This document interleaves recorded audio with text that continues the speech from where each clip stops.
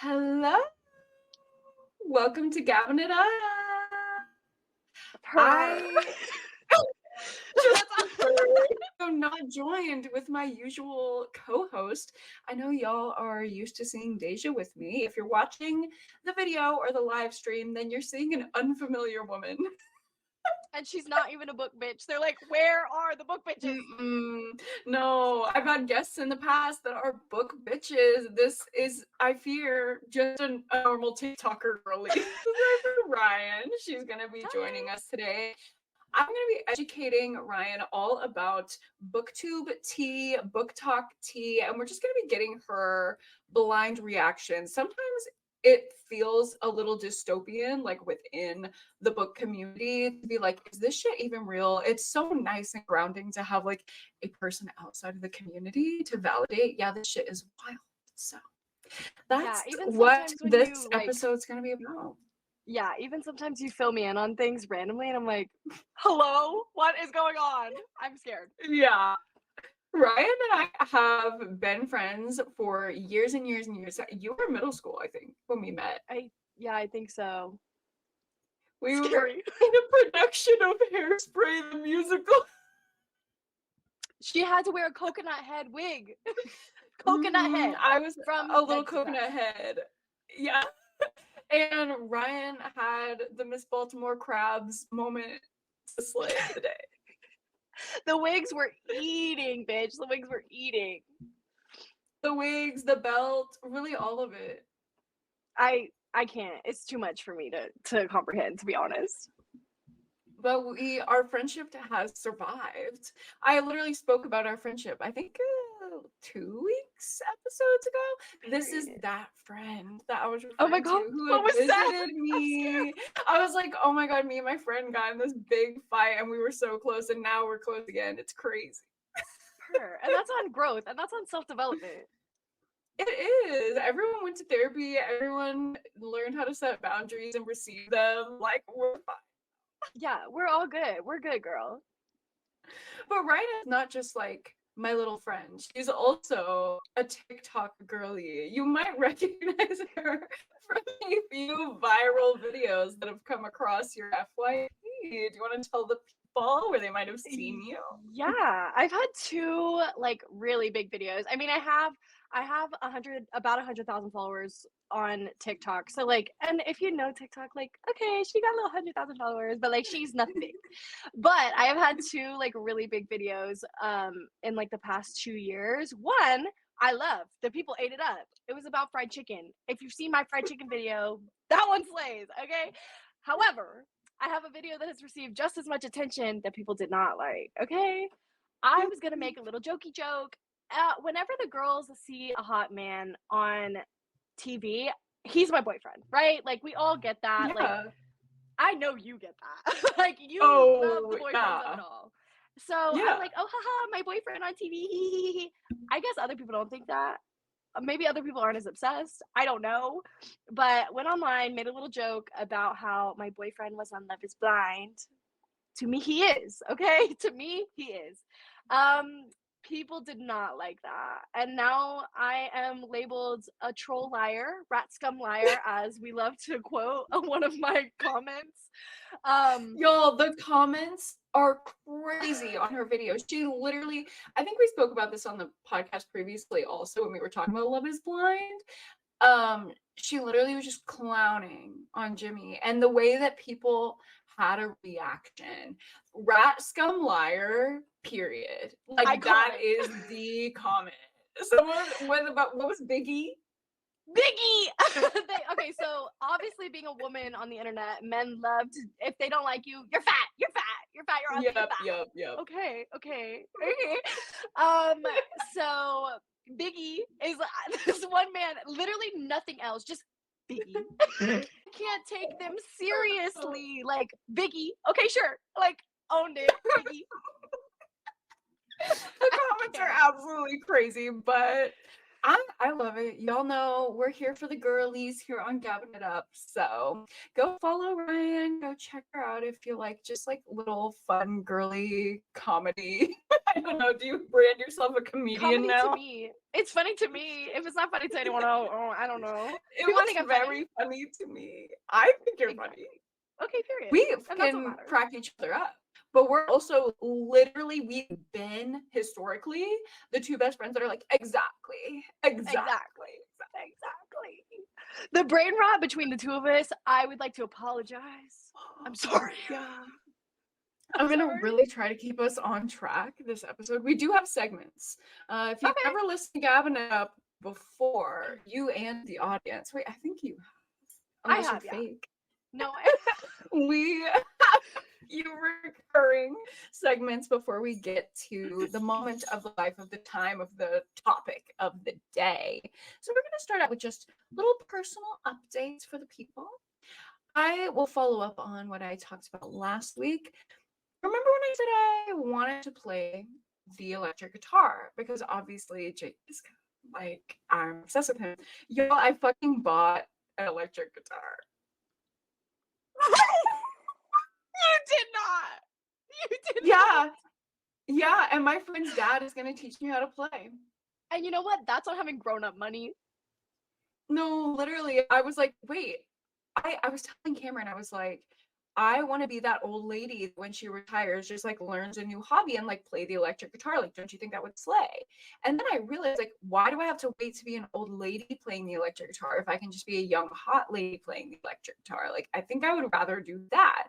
And I'm like, I'm going to do it. Like, I literally taught myself yoga and like started my yoga practice a month ago, and I'm slaying the game now. So I'm like, let me just learn a new skill. So I want to play the guitar. I'm impressed. I'll give you a little like, anecdote of my own. I bought a guitar when I was like 16 because naturally I'm a theater girly. I'm a singer girly. I was like, I'm going to be Taylor Swift. And bitch, I think I learned 3 chords. 3, and then I gave the guitar away. Not taking it away. Like, this is hard. Cameron did the same ADHD as fuck, okay? I can't. Yeah. Well, I'm going to really try. Yeah, I'm usually not even a hobby girl, you know? Like, I just do my little reading. I listen to my music. I consume media, but I don't do hobbies.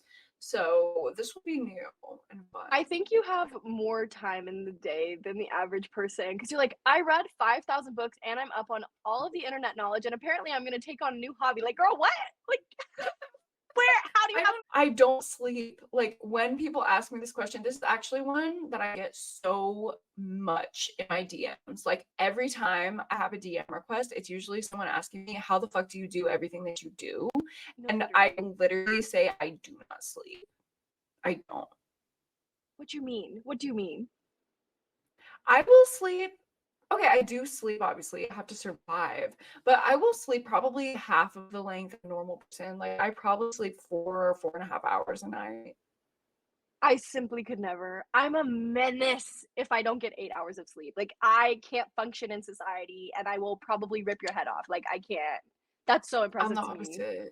The insomnia is so real. If I try to force myself to go to sleep before midnight, I will just lay there until midnight. So I might as well be like reading, playing the guitar, doing something with my time. You want to know my nightly routine? Come home, make dinner, watch Wheel of Fortune, get in bed. Like that. I'm geriatric as hell. Like I can't. And that has been the routine. It has forever. Like I want to go to sleep at all times. I want to sleep. There was an extra part of your routine in high school. After getting home from school before dinner, it was set up a music stand with an iPhone propped on it and take self-timer photos dramatically in your house. The lighting was good. It was, and she ate. And she was always a social media girly, okay? I was the influencer before there ever was one. No, really. We thought we were influencers when we were children, and no one was looking at our photos except for like our theater department. They still don't, and they still don't. But you know what? They made for you, but they do not for me, girl. They're like, it's like 100 likes, yeah, and I put in the content work. You do, but it's the passion. It's not for the people. It's for the passion. No, the content is for me. The content is for exactly. My other update that I have this episode is about yoga, actually. It's a story that I wanted to tell that as it was unfolding this morning, I was like, I have to tell the podcast. It was so infuriating, but also so hilarious that I was like, I literally feel like I was in the Twilight Zone. So I do my 7 a.m. yoga class every single morning.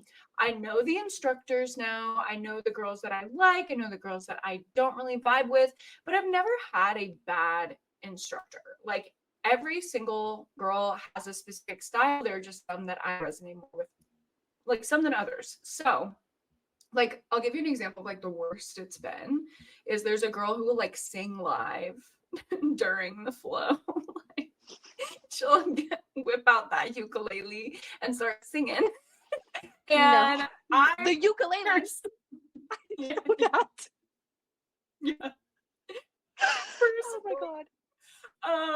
I'm not really about that. Not because I think it's bad. She's actually a great instructor. Like, I just simply don't want to hear it. I will start laughing. I will cringe. Like, I can't. So that's the worst of it. And she's still a great instructor. I was looking forward to today because my Thursday like instructor, she knows Thai massage, and she was helping me with some of my form and some of the poses to do like certain things with the massage like implement. So I was doing that with her, very much looking forward to it every Thursday. But I get there and I receive a text as I'm sitting in the parking lot waiting to go in the studio. And the text is like, your girl is not here. There's going to be a last minute replacement, but the class is still on. And I'm like, okay, No. period, whatever. I'm like trying to be open about it, but I am disappointed. So I go in the studio, I'm like setting up, and it's a man, which is like, okay, sure. She's like a man in my space. No, yeah. Well, Yeah. when I'm trying to have like a slow, intentional, beautiful morning and there's a man involved, especially an unknown man, I'm like immediately no. But I have had 2 male instructors at the studio that I enjoy them. One of them, he's like super upbeat, like gay guy, really, really pop vibes, like love him. The other guy is like so aggressively gym bro, but he's so funny. Like he gives so himbo that I'm like, you're a meme of yourself. And he's also very sweet. Like he did scare me because there was this moment where he was running the whole class, like talking through a microphone, and he was so loud and so gym bro and so hype. And then he came up to me in the middle of the flow and was like, "Can I touch you?" And I was like, why is this man who looks like an actual Greek god hovering above me asking if he can touch me? Am I inside of a Tessa Bailey book? Like, I don't know what is happening. Yeah. So that was the only moment with him. But he was a good instructor. Like, all the men have been good so far. Don't ever rip that audio and take it out of context. Because but this man this morning, immediately, 7 a.m. It's 7 in the morning, and he is blasting Green Day Boulevard of Broken Dreams. It's yoga. I don't know what to tell you. Yeah. Shh, yeah. Quiet. Usually, I walk in the studio and they're playing like Fleet Foxes, Mumford and Sons, Lumineers. One of them fucking bitches that's on the ACL lineup every year that nobody wants to see, but for some reason they're fucking there. Like that. No, he goes straight for Boulevard of Broken Dreams. So I'm like, okay, that's interesting. I check in, I set up my mat, right into the flow. He gets into it so fast. There's no settle in. There's no like start out in the shavasana, like laying full out down. No. We're moving, we're going fast. And he is seeing that people aren't keeping up and he doesn't care. He's just barreling on. And part of the practice is like meeting yourself where you are when you're not keeping up or when you're not doing the fullest extent of the pose. Like that is the practice, to meet yourself where you are, to do the adjustment, yada yada. So I'm like, okay, maybe he's just really challenging us today. But then he starts to like have this narrative. And it's sketchy. He's like, if you're getting frustrated with yourself or if you're having a bad day, just remember to choose to be happy. Yeah. And I'm like, okay, I really thought we left this narrative in like 2012. Like, Yeah. I don't get it. He goes on a full-on rant. Like, he has an agenda. As we're supposed to be like doing this flow, everyone in the class is literally just like sitting on their mat looking at him as he's like, if you're depressed, maybe you should just choose to not to be. You realize, like, even if you're depressed, you can just choose to be joyful, and like you should really look at yourself. If you're not choosing to be joyful, like maybe there's a reason. And I'm like, babe, the reason is clinical depression. What is going on? Yeah. Oh my god, that's crazy. I feel like I would It's just not have to even like, the I'm worst gonna part, collect bro. my bat and I'm going to go. Thank you so much. There Like, was a girl what that the- did.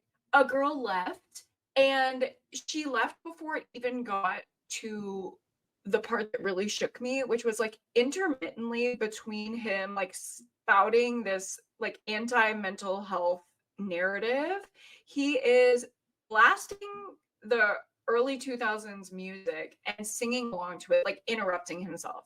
So he'll be like going through the flow where he's like, okay, now lift your right leg, go onto a one-legged stance, and 121 goes. And I'm like, it's a performance. Like, he would interrupt himself just to sing along with the music. It was not about us. It was not about our flow. It was about him, his agenda, his concert. I just like don't even have word. Like literally, like, sir, can we not right now? Like, not only did I come into yoga thinking 7 a.m., like I'm gonna revive myself, I'm gonna rejuvenate, Exactly. and then there was a man, and then the man's gonna Mhm. do that? Like, no, I can't. It was insane. Like, I've never had a bad experience at this yoga studio until this, and I literally left livid. I was being crazy. Like, I literally sat down in my car, didn't even start my car, and I'm just sitting there in the parking lot. Like, I'm sure these bitches leaving the studio heard me. I was like, you don't fucking have mental health training when you're literally working at a yoga studio. You're gonna say choose fucking happiness when the entire practice is about meeting yourself where you fucking are. What the fuck is wrong with you? Like, I'm full on rant.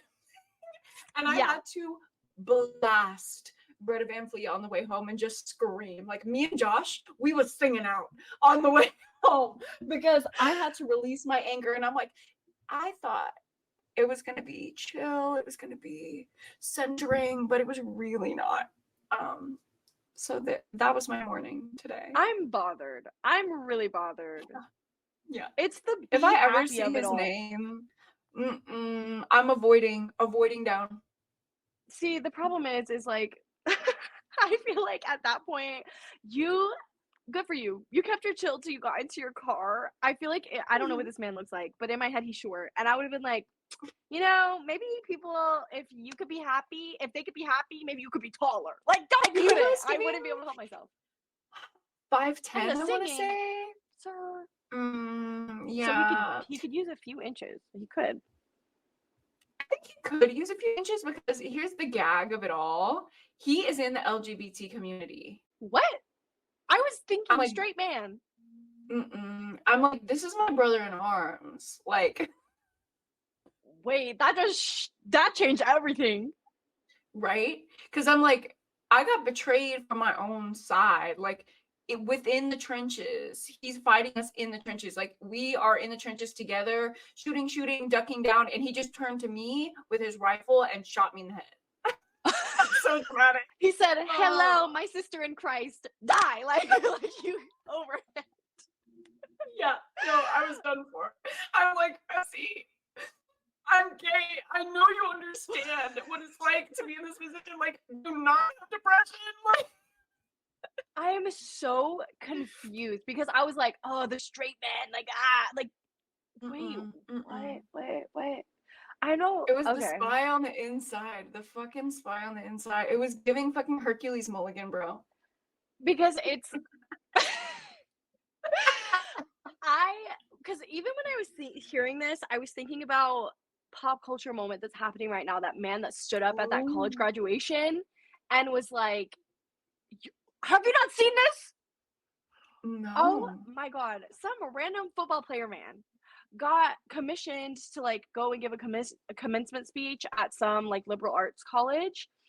He literally stood up there and was like, I want to speak to all the ladies for a second. Like, I'm sure all of you are so excited for today. Like, you've looked forward to today, but you've been told lies. Like, I'm sure you're looking forward to all of these promotions and like successes you're going to have in your career. And some of you will go on to be successful. But, even my wife, she's successful, but her life, she'll tell you, it didn't really start until she became a wife and a mother. Mm-mm. No. At No. a commencement speech at a graduation. So all the ladies online right now are like, That is wild. Oh my God. If I wanted to vex myself, I could go look that up. Now I know I'm avoiding all content related. it was Also, wow. you segued us perfectly. She's not even a regular on the pod, and she fucking segued us right into pop culture corner. Well, I Sure. eat, sleep, breathe. I eat, sleep, breathe pop culture. You do. I don't know if this is going to be any news to you, the pop culture things that I have prepared. Okay, I'm ready. So I want your takes. Uh-huh. The first thing I do think this will be news to you. I think this will be new to a lot of people because it's my fucking weird niche interest. So a new psychological study was published in the New York Times. Well, it was published in a journal, but then it was talked about in the New York Times. And it was about bisexual women. So this is the first long-term psychological study done on bisexual women. We die 37% younger than the average rest of the population. Isn't that insane? 37%? Yeah. That's so much. That's a lot of percent. I saw the headline and it was like bisexual women die younger. And I was like, the fuck? So I clicked on it and thinking it's going to be like, oh, it's 2% younger, but like statistically significant. No. This bitch said 37% younger than anyone else on earth. Well, then you know what? You know how everybody says there's a little bit of gay in everybody? Not me. Not I'm not trying to die. Men are great. Men are lovely. No. Why y'all be dying? Why are you dying? Okay. People in the comments, of course, are being homophobic as shit. They're like, oh, it's because they're stressed out because they're dating women. Ha. Now you know what it's like to be part of the population that dies earlier. There's a reason why men die earlier and why women die earlier, blah, blah, blah, blah, blah. Well, if you actually go in and read the study, lesbian identified people who are only dating women, only really spending time with women unless they have male friends, right, only die 20% younger than the rest of the population. So who's living who's the regular population? Straight people? Like, yes, any other like straight people. Okay. So that's still a big jump from the lesbian population to the bi population. I'm like, what is happening? The 17%, like Arlie's gonna outlive me by 17%. Like, what the fuck? I want to hang out with my girl. Oh my God, wait, was there like a conclusion? Yeah, it was talking about like stress factors that are unbeknownst to other populations. Like, not only are you not fitting in with your population of like straight people, but you're also not fitting in with the out group. Like, you don't have belonging in the in group or the out group. Yeah, okay. I mean, I've talked about this before where it's like a lot of biphobia does come from within the LGBT community. Yeah. But to see it laid out like that, where it's like, this is not just in your head, like, bi women die 37% younger. I was like, oh my God, let me write my fucking will. She said 37 years old? Like, I'm leaving. I gotta go. That's crazy. I'm on my way out. Like, I'm on my way. And I'm fine with it. Like, I'm really at peace with death. Like, I don't have any fear around death at all. Like, when I'm ready to go, I think the Lord's just gonna snatch me out and I'll be fine. But why so soon? Girl, the sooner the better. Like, you want to trade? I'll trade. I mean, maybe if you just slept with the girl. Here we go. We're not doing this right now. No, I have an agenda. I think everyone's bisexual, but especially Ryan. okay, well, you just told me I was gonna die, so I don't think that was a good segue. She's like, hey, you should be bisexual. You know you'll die, right? I mean, if you ever Girl. want to just sleep with a woman, I'll take you out real quick. maybe it's the Lord of it all. He said, I'm watching you. I'm watching you. If you do both, you can pick one, you can pick the other, but if you do both, bye. Oh, if you do both, bye. No, literally. God, they're like, oh no, the bitch in the camo hoodie. The bitch in the camo hoodie. Not the bitch. I told Hailey before we got on here. I was like, okay, I'm wearing, you can't see, I'm wearing like cute big gold hoops and like I have my gold jewelry on. I was like, okay, giving like cool girl oversized hoodie. And then I put my headphones on and you couldn't see none of the jewelry anymore. And I was like, she's giving Republican. I'm scared. I was like, they're gonna drag me. I'm just wearing a camo hoodie. You can't see any of the cool Don't girl. be afraid. Don't be afraid of her. She's a cool girl. Yeah. Her. Cool, accepting. The other big news, besides me dying tomorrow, is the Bieber baby. Oh, yes. I'm kind of living, to be honest. I know I'm people kind of living. I know people don't like Hailey Bieber, but I don't get it. I don't get it. I mean, she does give like pick me a little bit at times. Yeah, I don't know if that's the reason why agree. people hate her, but she gives that kind of energy. Yeah, and I agree with that. I just like I feel like the biggest complaint I've seen about her was like, oh, she's crazy. Like she was actually Justin's like stalker before she met, and I'm like, but aren't we all? Like when I see a man I like, I do be stalking him. Like, I'm sorry. Like, I don't know. I just feel like that's relatable. Here's the thing. If y'all ever see me divorcing Cameron and marrying Jake Kiska, nobody can tell him about any episode of the I will pull up the IG stories. I will. No, he will be like, oh my god, me building my fantasy life. He will be like laying in bed with me, like, oh my god, babe, can I look at your TikTok saves? No. You can't. You cannot actually. No. Oh, and that's my point. I was seeing all of these things that are like, she stalked him as if I would not do so if I had the ability to be that close to Justin Bieber when I was 12. If I could be that close to Justin Bieber, I would have stalked him too. I would have stalked him too. People acting like they wouldn't. That's what I want to know. That's what I want to know. I don't get it. That's crazy. And listen, I'm sure she's done some problematic ass shit because she's a celebrity and she has lots of money and like naturally they all do that.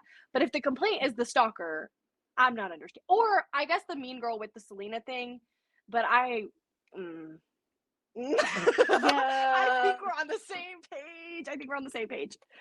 If Hailey Bieber is a pick me, might not agree. Sorry. Yeah, the girls might not agree with us, but hey, Hailey Bieber to me does not give in like the couple situations when Selena and Hailey have been pitted against each other. I don't think she gives mean girl. Like I don't think so either. I don't know. I just think she gives person. I think so too. Like, yeah, she's obviously defensive. She's been told her entire relationship that she shouldn't get to be with Justin and that Justin should be with his ex. Like, naturally, she's gonna be upset about that. Like, if I was her, I probably would have gone more crazy than she has. So, I can't even blame her. Same. Also, I feel like Selena gets away scot-free when she has some things that rub me the wrong way about her, especially her current partner. This is like actually fucking tea. Yeah. Do you know about this man? I the pedophilia? Don't know. Yeah. And I'm just like, girl, how you gonna be like, my man, that's your man? No. I think that's probably not something you should be proud of. Also, he's ugly. Sorry. He's so fugly. And if y'all don't know about Selena Gomez's man, his name is Benny Blanco. He's like a music producer or something. You probably know him from those like viral TikToks of him making fun of Charlie Puth. Like there was a moment in time where he stitched every single one of Charlie Puth's videos and was like making fun of him for no reason. And Charlie Puth got asked in an interview, like, "Oh, your friend like Benny Blanco, like y'all are boys or whatever. You go back and forth on TikTok." And it was so funny because Charlie was like, "Deadass, I don't know this man." Yeah. So this man is ugly. He gets fucking crazy. There are videos of him just being fucking gross, but the kicker, the actual criminal activity, is him posting his toddler nude and talking about their own genitalia on the internet as if he's not feeding the pedophiles. Because why does a TikTok of your very own flesh and blood talking about, "Oh, my PP isn't as big as yours, daddy," or whatever, have 67,000 saves? Who do you I think did saved? not know about that. Yeah. He has exploited his own child to the point where he won't remove it when people ask him to. TikTok has to come in and remove it. TikTok is a better father than Benny Blanco. Dude, there is that has been the most shocking thing about some of this. Like, obviously, there's always been controversy around parents putting their children on the internet and like family vlog channels and things like that, even in like YouTube age.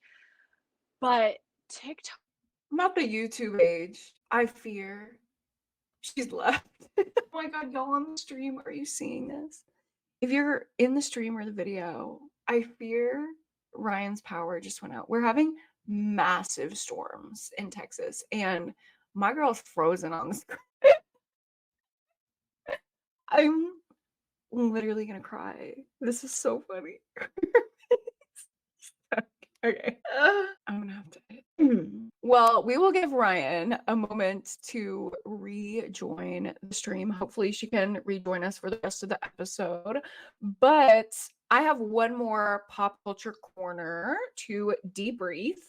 I don't know if y'all saw the buzz about the Crime Junkie podcast, including Ashley Flowers. She's one of the hosts of the Crime Junkies podcast.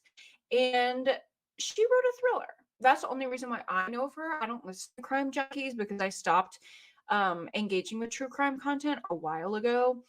But I know Ashley Flowers because she wrote All Good People Here, which was a thriller that came out a couple years ago or last year, I think.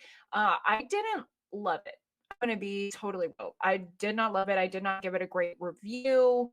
But she's in the news right now.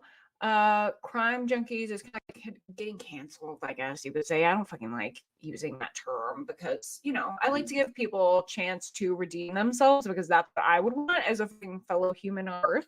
So they're being canceled right now for exploiting, which all true crime content is really exploitative, but I guess they covered a case of a poor woman who was killed, and it was a solved case. There was no reason to dive into it. The family was very open about not wanting this case publicized now that it's closed. And I just think that's gross. And we talked about before, kind of when we talked about horror and like our love for horror, the difference between horror content and true crime content. This is so vastly different to me. I think true crime is so exploitative. It's real people. And finally, there are victims and victims' family members speaking out about how it's directly affecting them, this like creation of true crime content. So I think that's really interesting. And if you're down, I would say don't listen to true crime content. There's really great fictional horror content out there that has wonderful social commentary, wonderful real life applications, and can give you the same feelings of working through fear that I got from listening to true crime. So maybe try it out. I don't know. I did just want to mention that though. Next up, we will move on to Squish of the Week. So a repeat. I think this is a repeat, but I wanted to show you this one in the current state that she's in. This is my like big pink bunny. We've seen her before. She says, "Don't worry, be happy" on her. I literally love her. But if you can see it on the video. She's literally flat as a pancake right now. Like, obviously she's supposed to be floofed up, but Boba has been using this as like a glorified dog bed. It's so funny. I don't know why. Out of all the squishes on my big pile of squishes, she loves the pink bunny, and she's flattened her. It literally, me and Cameron were joking the other day that she looks like roadkill, this poor pink bunny, because Boba just loves to lay on her. So I knew that that was going to be my squish of the week, but I think I've spoken about her before. We love a little squish around here, and I love when Boba can get the good little comfort of a squish that I do. Me and my daughter. Can you Ryan's see back. me, hear me? The storm Yes. here is insane. I don't even know if you could get my text messages. The whole power went out. I saw you literally, everything went black, and then you just paused the screen. Oh my God. Maybe the thunder. It's literally, no, this is like, can you hear the rain too? It's insane. Yeah. Don't flicker again. Don't play with me. It's crazy here. It's crazy. Oh my God. Why are you like a weather reporter? It's crazy here. It's like already raining. Like, that's what it's giving. It was like Oh that my for me God. earlier. I was in a session. Oh my God. If y'all are watching the video, you can see this is like a horror movie.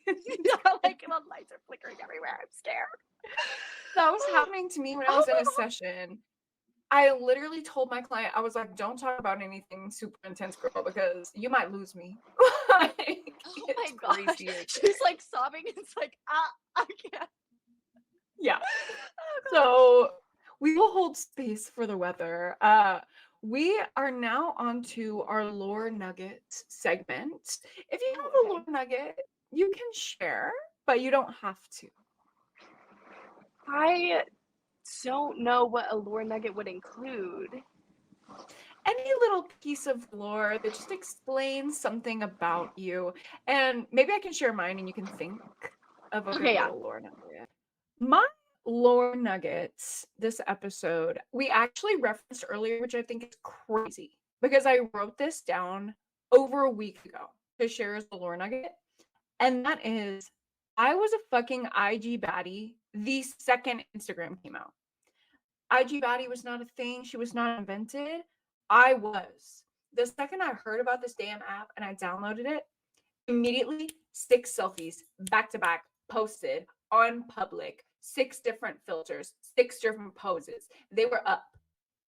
And I remember going throughout my day in middle school. What grade was I in? Probably 8th grade.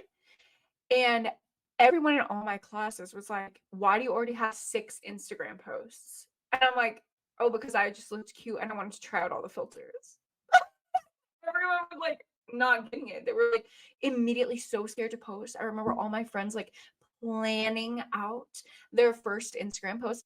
Bitch, I downloaded that shit in 15 minutes. I had 6 posts up. It was crazy. And it only got worse. In high school, I was posting every day and I was on that Visco shit. Okay, P5, that was my girl. She was a motherfucking era. We love P5 here on the Gabbing It Up podcast. In college, I posted nearly every day. That's literally how I got into social media, how I got into the grind. So it's an essential piece of my lore. And I also just think it's so funny that me as a little child was like, yeah, no, I know this is my destiny. Influencers aren't really even a thing, and I was ready to be one. Okay, I don't know how much is giving credit. It's starting to hail. My lore is giving weather girl. Okay, stop. Like I gotta hold on. Okay, so at least I'm not by the fucking window because oh my word, good Lord God, like I'm afraid. You are not beating the Republican allegations right now. Not the Lord God. Okay, 95 years old. So I feel like one of my big lore things, let me try to, Jesus. Okay. I'm so sorry. I was giving chaotic as hell. Okay. No, I actually was going to bring this up earlier because I feel as though you have cursed me. One big lore that I've had, everybody always has known, I hate coffee. I don't like coffee. I'm not a coffee gal. It's just not my thing. It never has been. And for the longest time, I was always like, I don't want to go to a coffee shop. I don't like your coffee. Like, I was always just a hater. I was a hater. 2 weeks ago, I went to see Hailey and stay with her, and she made me try a vanilla latte. Y'all, we lost her. This is the funniest situation that's ever happened on pod. I did force her to drink that coffee, though. That's one thing I did do. I fear I changed her life with that vanilla latte wreck. If you're not a coffee girl, maybe now's your time. Maybe now's your destiny. Maybe you should give it a try, and maybe it'll be part of your essential lore. Like Ryann, and just disrupt this part of you that you thought, I could never be a coffee girl. Turns out you are. Turns out you might be. Moving on to our next segment today, which is currently reading. Usually I forget about this one. Daijah has to remind me. Daijah's not here to remind me. I feel like a lot of pressure, but you know what? I did it, y'all. I remembered. And I am currently reading a dumb-ass little domestic thriller, The Lies He Told by Valerie Kyo. I don't know how to say this fucking last name, to be real. Keogh. It's not that good, but it's fun and interesting. It's just not really well written or or put together well plot-wise or character-wise. But it's giving No Thoughts Head Empty, and I'm in a slump right now. So I think this is what I need. It's stormy, it's rainy. I'm just going to, after we finish recording today, curl up with that book and binge it, and hopefully it will get me out of my slump. But that's what I'm currently reading. It's about 3 women who are being played and scammed by a man, and I'm hoping that they get their comeuppance, get their revenge of it all on this man. The main part of today's episode is going to be educating the people on essential book community drama. Is this essential to everyone? No. But I was directly involved in one of these situations, and I don't think anyone knows about it because it's literally vintage tea. It's so crusty and cold at the bottom of that teacup maybe would be better. But we're going to revisit it because I think it's hilarious. I don't mean any ill intent repeating this drama today. And I also have Daijah's booktube tea, or booktok. Hers is about booktok tea, to share with y'all as well. So this is basically just going to be like last episode when we talked about the beauty community drama, but it's book community drama. And we're just gabbing about it. If Ryann is able to pop back in, I'll get to share with her, but I do want to share with you all. This early booktube drama was my first real internet controversy that I was involved in. And the ironic part of this situation I'm about to tell you guys about is that I don't think the audience knew about it. I don't think anyone who was watching my channel at the time would have known what was happening, but behind the scenes, the fucking creators were imploding. Okay, it was wild, the amount of drama, the things that were being said, the messages that are being sent, that are saved on my fucking iCloud are crazy. It all began with a readathon. And y'all, this is why I don't do fucking readathons anymore with other people. I still host my annual readathon over on my Patreon, and I also do a couple little like fun reading challenges on my Patreon as well. But I will never do a readathon with other people, like hosted with other channels, other influencers, ever again, because this actually traumatized me. This experience was absolutely wild. If you were around my book channel from the very fucking beginning of time, you would know about the Disney Channel Games readathon. Okay, it was summer of 2020. So we were struggling. It was the first summer of the pandemic. We all wanted to be outside having a good fucking time, and we couldn't. We were trapped. So one creator had a really good, fun idea to be nostalgic, to be fun, to have the summer atmosphere while we were all trapped inside. We would just do a Disney Channel Games themed readathon. And there would be little teams of people, and we would get to use infographics with like vintage images of Miley Cyrus and Selena Gomez. And it would just be so much fun to read based on prompts in little teams and yada yada. Feel like you're connected to people during the pandemic and it's this nostalgic good time. Well, 8 booktubers got all together and we divided up into teams. There were 4 teams, just like the 4 teams on the Disney Channel games. If you remember that back in the day, it was where like all the Disney Channel actors and actresses would split up on teams and compete in little challenges. So we were going to do that, but with books, obviously. I was paired up with someone on the green team, and then there were 2 girls on the yellow, 2 girls on the red, and 2 girls on the blue.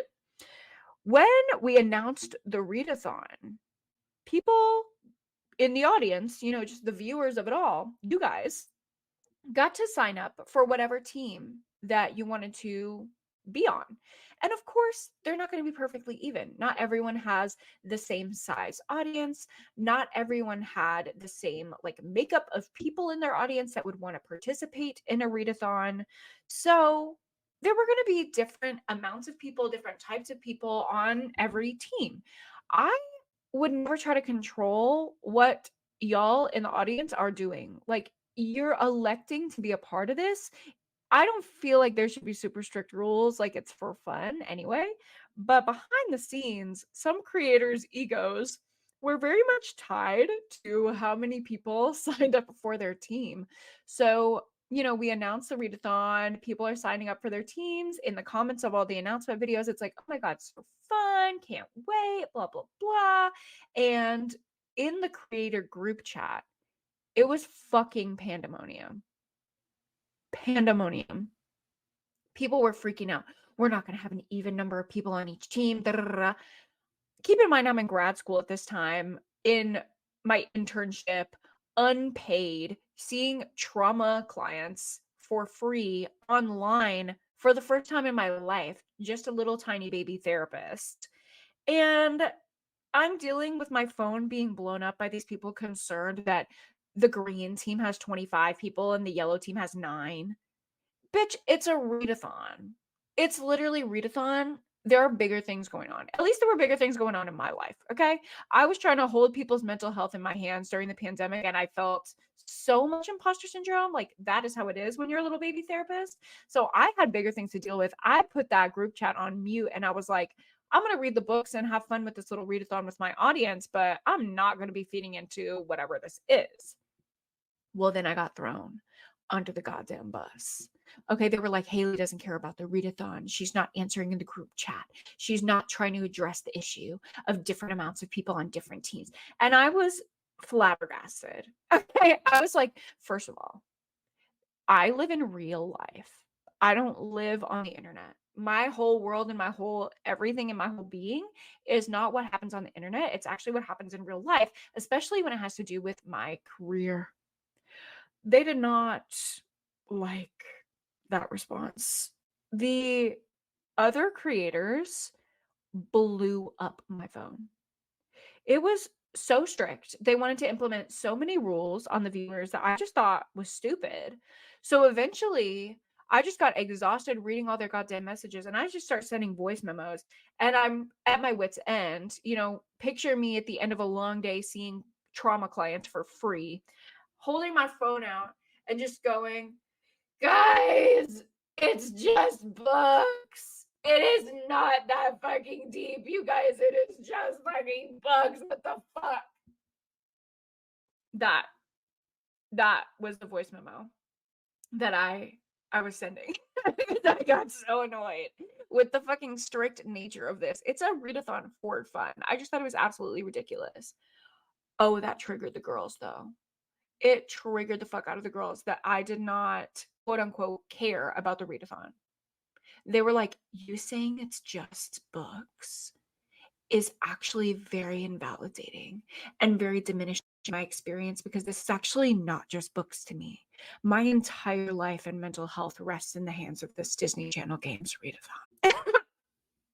I'm sorry. I don't mean to laugh. I don't want to be condescending, but really? I mean, I'm sorry if that's the reality. I'm so sorry, but it's not on me, babe. That is not on me. These creators started oversharing the house down boots.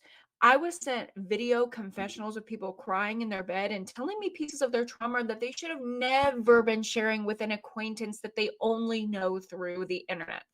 I hope that they got the help that they need at the time and now. Like, I hope they're fine, but I was not the one. And in the same breath that they would say, you're a therapist, you're supposed to understand this, so this is why I'm allowed to trauma dump on you, they would also say, well, you're a shitty therapist because you're not holding space for me.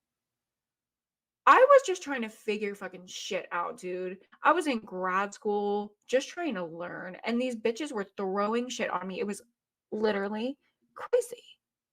I did not know what to do. I did not know how to go about things. People were coming for my life. The things that they said to me, you're a cunt, you're a cunt, you're a cunt, you're a cunt, from everyone in the read. I was like, because I said, let the people do what they want, I'm a cunt. Oh my God, it was crazy. Like, even revisiting it now, I can't get over it. I cannot actually internalize the fact that this happened. So the readathon begins like 3 or 4 days after this whole thing went down in the group chat. I'm in these opening sprints, sitting silently, sitting fucking awkwardly. I had to be there because if I didn't, I would get shamed. If I didn't show up, they would say that they thought that I didn't care. If I was late to any of the sprints when I was literally in grad school, my priority was going to class, not going to these fucking reading sprints. They would just shame me. They said I was the worst person alive for not caring. They said I didn't care about my audience. They said I didn't care about them and their mental health, and it was invalidating if I didn't care. I read books for fun. So it was getting to a point that was so wild. I literally just had to sit there silent in so many reading sprints, biting my tongue, not saying what I wanted to say, not feeling like anyone actually wanted me there, not feeling like anyone actually cared about me. I got sent screenshots of people talking shit about me. I got screenshots of one of the people who created the concept for the readathon just saying, oh, well, we only wanted to recruit Hailey because she had a bigger channel. And it's like, what the fuck? Like, y'all are saying that I don't care about you guys and I'm diminishing you because I just think that the readathon should be a good time and not have all the strict rules. But you don't think it's diminishing to me when you say you only want me there for my fucking subscribers? What the hell? It was so backwards. Y'all, I'm going to admit this publicly for the first time ever. Only one person, Jess from Books Past Bedtime, knows about this, that I lied and said I was in a fender bender. Okay, I didn't lie and say that I was in a car accident. I didn't say that was her. I didn't say any of that. But I did lie and say I've been in a fender bender and I cannot show up to these closing sprints because I was in grad school. I also was trying to see my family when my family was in town. And I truly felt like I could not be honest with them and just tell them, guys, I have other life priorities going on, because they would have attacked me viciously for quote unquote not caring about the readathon. To me, something so fun and cutie and girly pop as a readathon is only meant to enhance my life. If it goes to the point of intruding upon my family, my education, that is where I simply draw the line. But it was that serious for these girls. Should I have lied? No. But do I regret lying? No. That was what I had to do to protect myself at the time. I truly feel like, and I felt like at the time, which was the only reason why I lied, I could not be honest with them or I would be raked over coals. So it was bad. Afterwards, I did receive a few apologies from a few of the girls, but I was traumatized. I was totally scarred. We all had to go our separate ways, really, except for me and Jess. Obviously, me and Jess stayed friends. She was being normal through the whole thing. She was she was the only person that was being normal through the whole thing to me. So we stayed friends and we kind of like trauma bonded over it all. And then another duo of people that were a part of the readathon, I think they kind of stuck together after, and they kind of seemed like they slay. Like, they have a cute little life. I see them on TikTok sometimes, and they still post book content. So they stuck together, and Jess and I stuck together, but everyone else just went their separate ways and then acted like this never happened. Y'all, it was traumatizing. And I can't believe, like, I've never spoken about this until now, because how ridiculous. I literally, if I was not actively a part of this, I would not believe it. I would truly not believe that people's mental health was that tied to a Disney Channel Game to Readathon. And it is following me. Like, this drama was not just drama, it was fucking real for me. It follows me. If I ever feel like I have like life stuff coming up and I have to reschedule reading sprints, or I have life stuff coming up and I'm like not as active on my channel, like responding to comments and stuff, I immediately think like, oh my God, everyone is so disappointed in me. Like, everyone thinks that I don't care. Or everyone thinks that I'm damaging their mental health, or I'm invalidating them by not showing up. Like, obviously that's not true. And there's a part of my brain that knows that, but that trauma from that situation literally lives in my brain. I really internalize that idea that I have to show up fucking perfectly and can't prioritize anything else in my life. Books and booktube have to come first, which is crazy. Like, that's actually crazy. And I hope y'all know, like, I don't really fake that now. It's that like trauma impulse that shows up, but I really try to like fight through it, because obviously I know like none of y'all hold me to that standard. That standard just popping up in my brain is because of this whole situation. So hopefully by me sharing that, you understand a little bit about how my brain works as a creator, and also just you got a good little laugh and a good little shock out of that situation, because I can't believe it. I still can't believe it. That was my book drama to share. Daijah did research into the Kiera Lewis situation. She supplemented her research with a TikTok deep dive, as well as a video with Cindy called Booktok Going Too Far. So those are the sources Daijah would like me to cite. She gave me all of her research to share with you guys today if you are not aware of this situation. Booktok creator Kiera Lewis was under fire for some pretty alarming events. So I will take you through the whole tea. Kiera Lewis used to be on country TikTok, and I don't know anything about that side of her life. I've just heard pray tell that she was ousted from country music TikTok because she was being a little creepy to some of the country boys.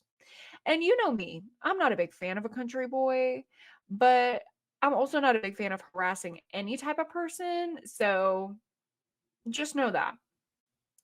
She is now a part of Spicy Booktok. Spicy romance Booktok. It's not for the weak, okay? It's not for the fucking faint of heart. Spicy Booktok does this thing called face claiming. That is the term that Daijah has written in the notes, where they take a real life person and they cast them as a character in a book. So they project all of their ideas about this fictional person, this fictional character, onto a real life person. Obviously, no correlation other than this is what they pictured the character to look like in their head as they were reading. Well, one of the people that was face claimed by Kiera Lewis and a few other creators across TikTok was this guy, Alex Wenberg. He's a hockey player, plays for the Seattle Krakens, and they would just make edits for books from like footage from his hockey games and pictures of him. You know, we all love a good little spicy edit at times. Like I referenced earlier, do not look at my TikTok saves. Jake Kiska never, Jake Kiska can never, ever see my TikTok saves, because those edits are foul, okay? They're foul. They're hot, but they can get, yeah. So edits were made of this guy, Alex, and it was like in a hockey sports romance kind of way. Other players on the team and in the NHL have also been face claimed. They also have edits made out of them. So it wasn't just this one guy, like it was a lot of them.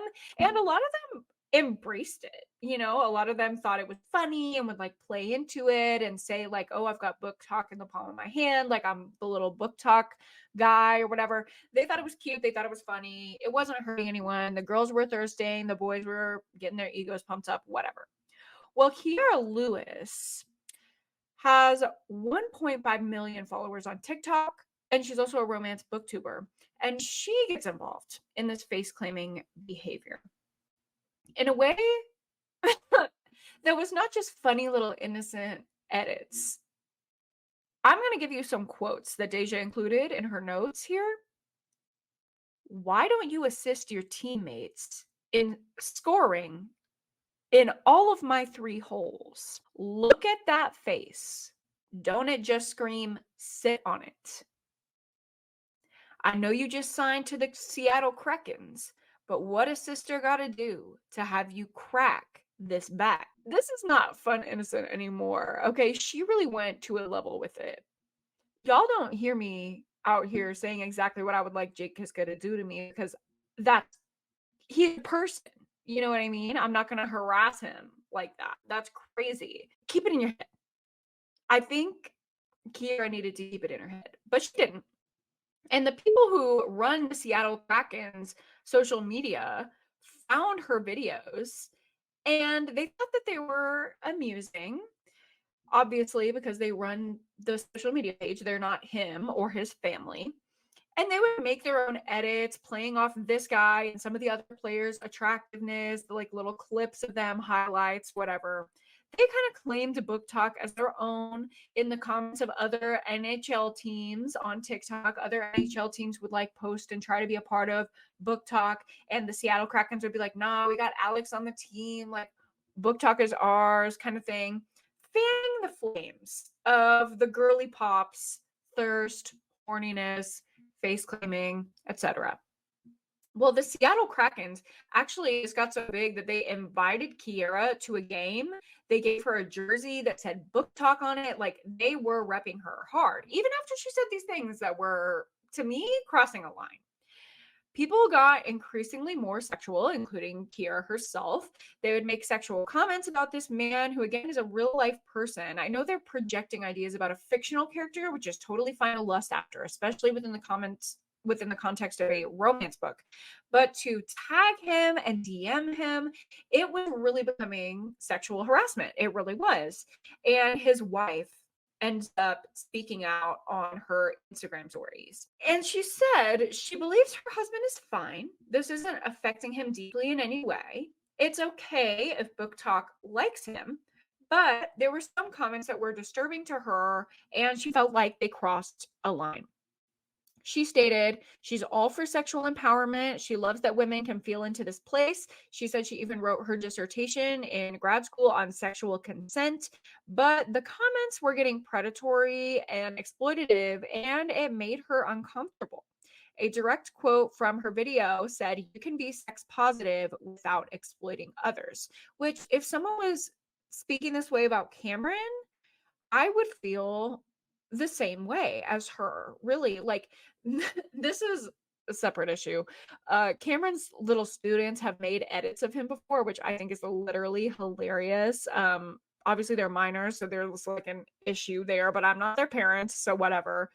But if it got to a level where they were saying things that were uncomfortable, I would have to bring this issue up to the school at least and say, like, what is going on? Because this is not protecting, this person who's being seen as an object now.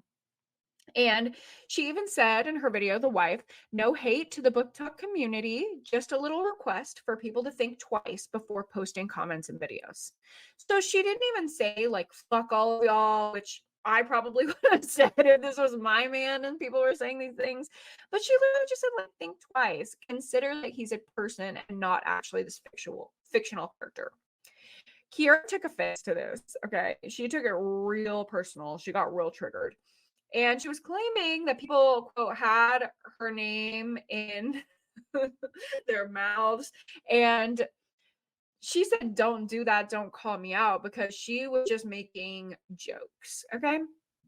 She also made a comment about this girl, the wife, needs to go back to Facebook and not come on TikTok telling her what to do. She claimed that this man's wife switched sides. There's no sides here. We're all just people. And she said that she never DM'd any of the players. The Seattle Krakens end up unfollowing Kiera after all of this. They also took down the edits they made. I think that's a good move. They needed to protect their player on their team and treat him as a human being and not just a commodity to market their sports team. So I actually really respect the team for doing that. But Kiera's pissed off, obviously, because she had this platform to like a massive fan base and she was gaining followers from it. Well, she ended up DMing the wife, and she said that she meant no harm. She would take down the videos. Obviously, this girl didn't respond to her. I've been in this position too, where I've received apologies from people who hate me on the internet.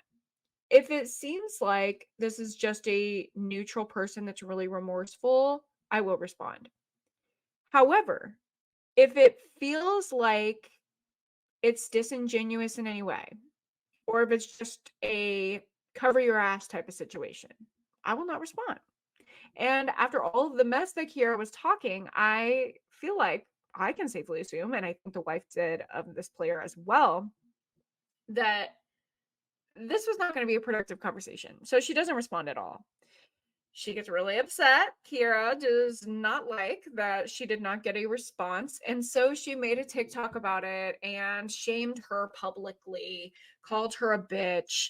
I mean, just really went off the rails. This woman did not owe Kiera a response at all. And so, of course, people get mad. Daijah said in her notes, people got hella mad though. I could just hear her. I could hear that in her voice. So enjoy that little snippet of Daijah, even though she's not here and we miss her this episode.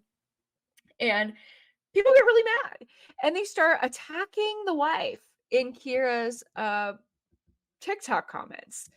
And they start attacking the wife in other posts, including posts, this makes me sick, of the man's family, his children, where they're attacking his wife, they're attacking him. They called this woman a racist for drawing a boundary around the sexual exploitation of her husband. I don't believe race was a factor in her calling out BookTok. She didn't even call out Kiera specifically. By the way, for context, Kiera is a Black woman. The man and his wife and his child and his whole family, they're white. So Alex and his family made more statements just saying, they don't condone any harm to BookTok. They just want some kind of boundaries. And that is the whole situation. Kiera herself, though, has a lot going on. Okay. I'm very confused about this woman. She only really reads from white authors, which is interesting. She doesn't value diversity, which, coming from a diverse population, maybe you wouldn't expect. She only thirsts about white men. And she also previously tried to excuse Morgan Wallen, a white country musician, for saying the N-word. It's weird. Also, I did my own research after I read through Daijah's research on her notes. And I saw that she's currently doing a series where she is reading the Harry Potter books. So I'll let you do with that what you will. But I think this is absolutely wild. I never heard of any of this drama before Daijah sent me her research over for this episode. And when I got into it, oh my God, I went down a TikTok hole. And Kiera was not what I was expecting. I went to her profile. I was not expecting what I got. I mean, she's just an enigma of a person. But obviously, I mean, in my opinion, she's fucked up. She's got something going on, and I hope the best for her, but also, wow, don't fucking do that to people. Don't fucking do that to people. People are real. As much as I have the HCU and all the members, and I love to think about them and look at little videos of them and etc., we don't take this into reality. Like, there's a separation. And to me, this speaks to someone who cannot feel into that separation between fantasy land and fictional escapism and reality. I think it's fine if that blends sometimes. I love the Stranger Things fandom and cosplay and da da da. I think that's so fun. But I'm not going to sit here and project an idea of a fictional character onto a real life person and then sexually harass them over it. And if y'all do see me ever doing that, I will never. But if for some reason something I say about Jake Kiske or whoever rubs you the wrong way, y'all better be calling me out, because what the fuck? First of all, I think Cameron would call me out. I think he would be like, babe, what the fuck are you doing?